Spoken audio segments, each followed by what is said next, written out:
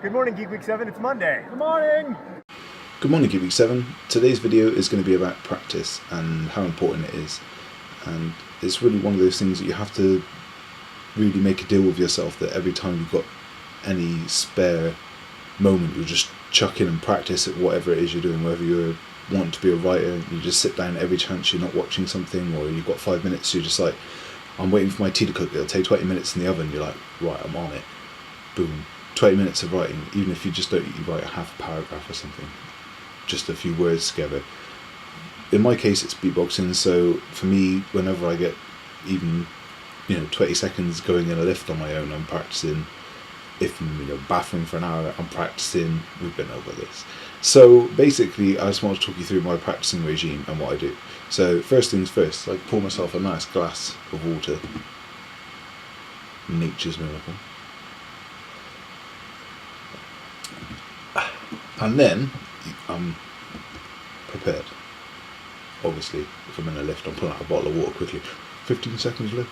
So, what I don't do is I don't practice the basics. I think once you've grasped the basics and you're moving on to more complicated things, you should practice complicated things all the time in beatboxing. Obviously, this is not going to translate to many other fields, but this is what I do. So instead of practicing all the standard beats and just keeping a steady beat, I've got that down. So now it's just a matter of practicing breaks and offbeat loops, just that you'd chuck in on the fourth. For example, you'd have a standard beat for 3 beats, and then the fourth beat will be your variant. So you've got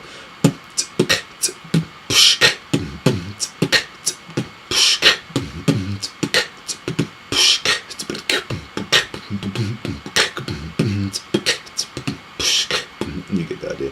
So yeah, instead of practicing that, I'd just practice constant fourth. So all variants and doing it that way, just so you try as many breaks as you can, test yourself to come up with as many new ones as you can on the spot.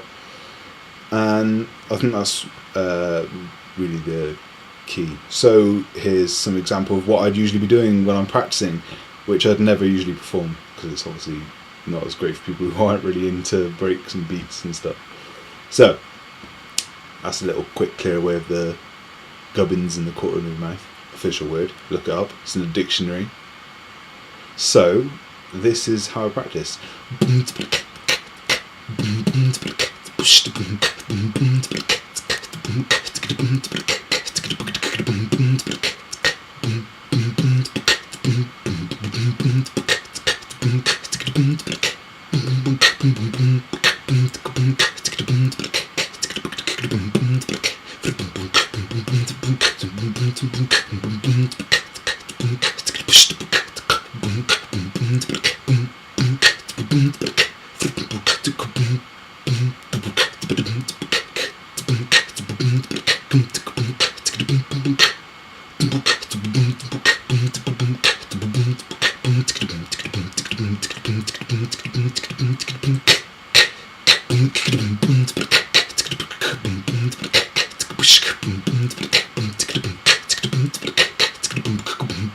And obviously the problem is, as you can tell, you make a few little mistakes because you're constantly testing yourself and pushing yourself forward. But you make less and less mistakes as you practice more and more. And then that means that when you're using these as flourishes rather than as the main riff, you are much, much less likely to make a mistake when you're doing it then as well. Which obviously is the performing live is the worst thing in the world if you make a mistake.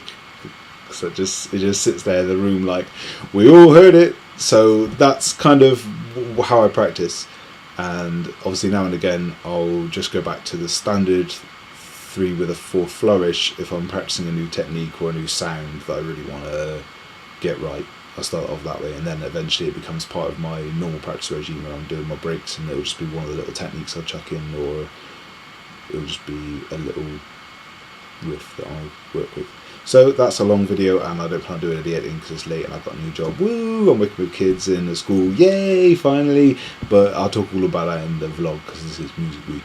And I'm saying that because basically we got a new member who introduced themselves last week. So I think we called Hassi the video. So yeah, awkward ending for the win.